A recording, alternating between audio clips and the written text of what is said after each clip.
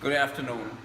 So this is to run samples for the Vishay company in Nebraska, and we got 4 parts totally.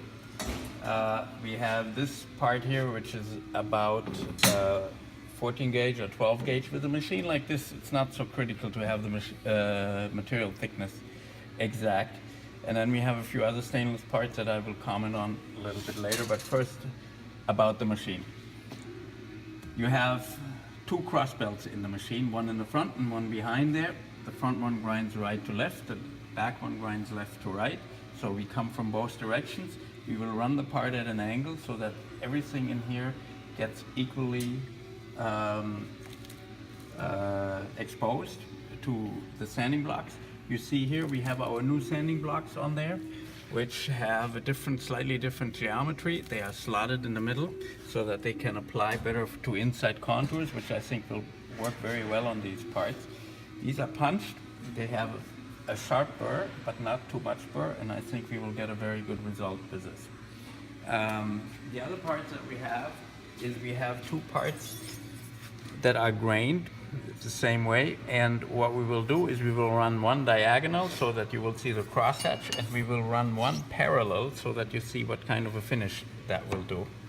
And then we have this part, which is a 22 gauge part with a lot of dross on it, actually a lot of burr on it from the punching. That is an issue with the die clearance. I think that needs to be addressed. On the outside tools the burr is perfectly fine, but here on the inside slotted tools we have a lot of it, and I don't know if we can address it.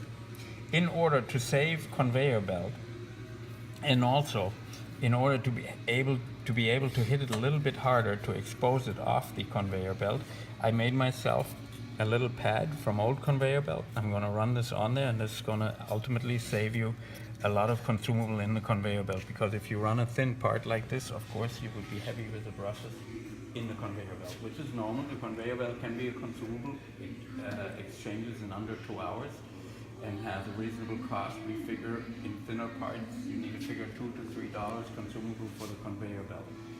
The brushes themselves are consumable of about $3 to $5 per hour. So when we have everything closed, it's very simple. Here you can set your cross belt speed, because these are large parts. We always set it to full speed. And this is your conveyor belt speed, because it is stainless steel. We're going to go very slow. We're going to go about 2.5 feet a minute, 30 inches per minute. At 30 inches per minute, you can see this is about 2 feet, 24 inch. You can run 2 parts side by side, and then nest the other ones in. So you would run about 3 parts per minute, or 180 parts single side per hour. We're going to start with a 14 gauge. For that, we set the machine to 14 gauge or 2 millimeter. We have set our brushes to where we get good action, and we are going to, like I said, we're going to go with about 2.5 feet per minute. You always start your cross block first, so that the conveyor belt can pull them sideways, and then you start your conveyor belt.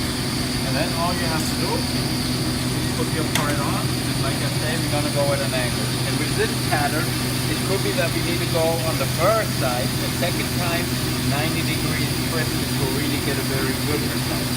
But we will see what that will do for us. So, like I say, also what saves your conveyor belt is if you have enough parts where you fill your table and where you find a way to fill the table better. This part, for example, you could also run this 90 degrees that way if you are mainly concerned about deburring the cross block.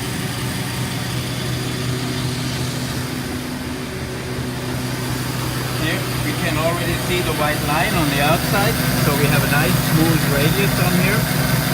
We have a little bit less on the smaller contours on the inside, but it's still so that we can't cut this down. So we're going to leave that just like this in a single pass and mark that for you.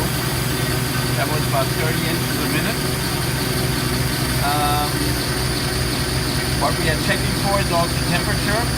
We are just lukewarm, not very hot at all. And that would be this result. Now, if you want to get more here, which I think we should run a second time.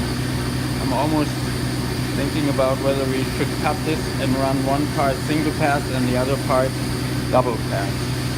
That's for later. And then of course you can also take this side, but this side doesn't really have a burr. So what you can do here is you can run that at 4 feet a minute, significantly faster, 50 feet a minute, and just get rid of some of the sharpness on the edges and so forth, and get some of the tab marks a little bit more.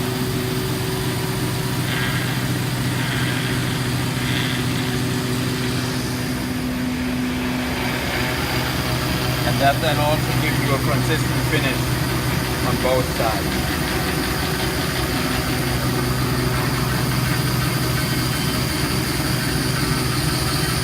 Now of course we have already more temperature in the part because we ran both sides.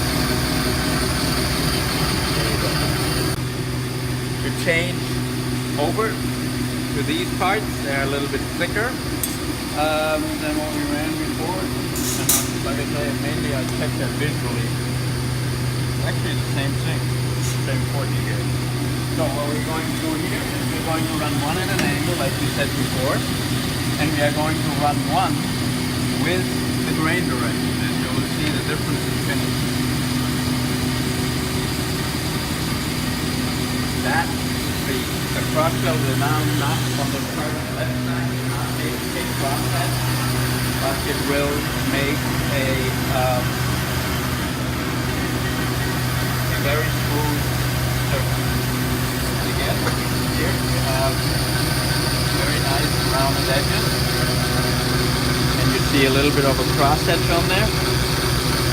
And here, also in the slot, very well deburred, and a real nice finish on the surface. And then we can run the other side, of course, also. That one was a parallel one, and this one was the angle.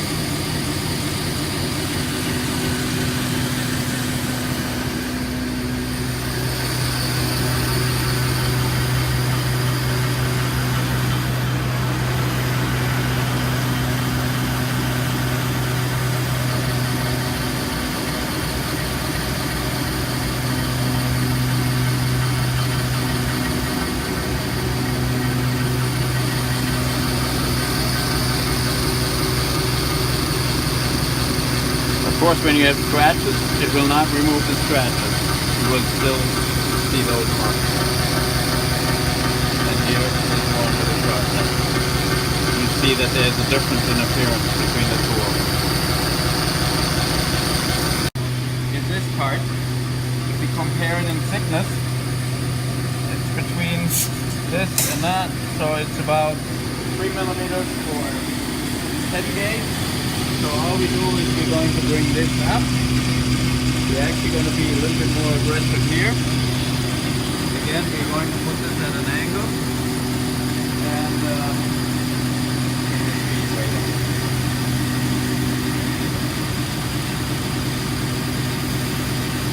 you can see the part is holding very stable. On the mat, the material that we are using is the same as the conveyor belt. So it's high friction. And of course, because the part is larger, it makes pressure to the pressure roller. But this way we are not heavy into the conveyor belt. And we get a little bit more exposure to the edge.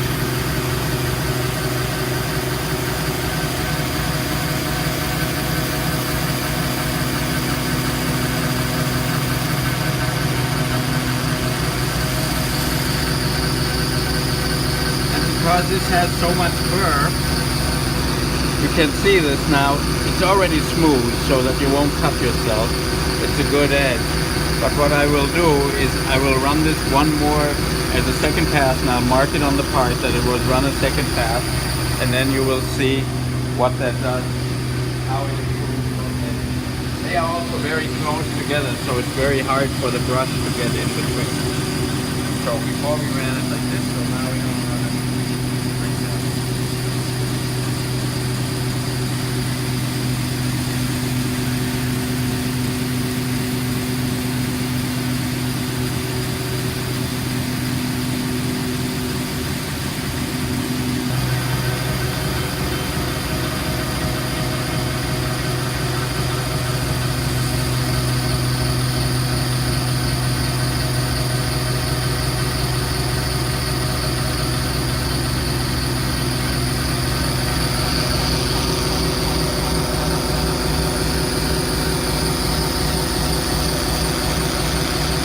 are very nice edges. Now, you will not get rid of this edge in here, because like I say, this is a tooling issue. You need to address that with better punch tooling. But you can see what the edges look like in here, where the punch tool was clean, and they look excellent in there actually.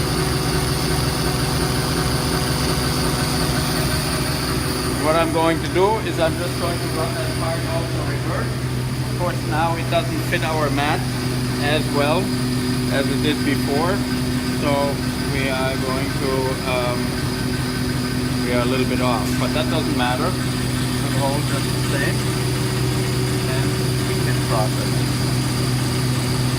Again, just not the reverse side, and it's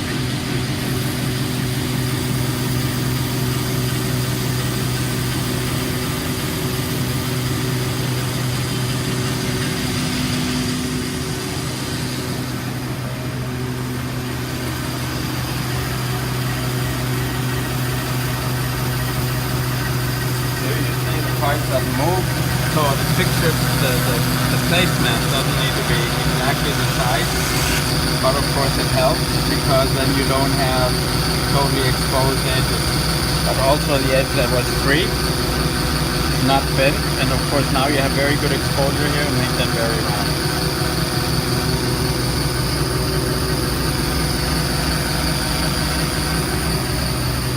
And that concludes our business for these parts.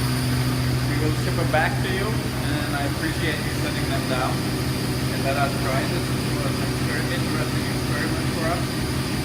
We've done similar things before, but every time, of course, a new confirmation of how you can process very thin and fragile parts still safely and with good results.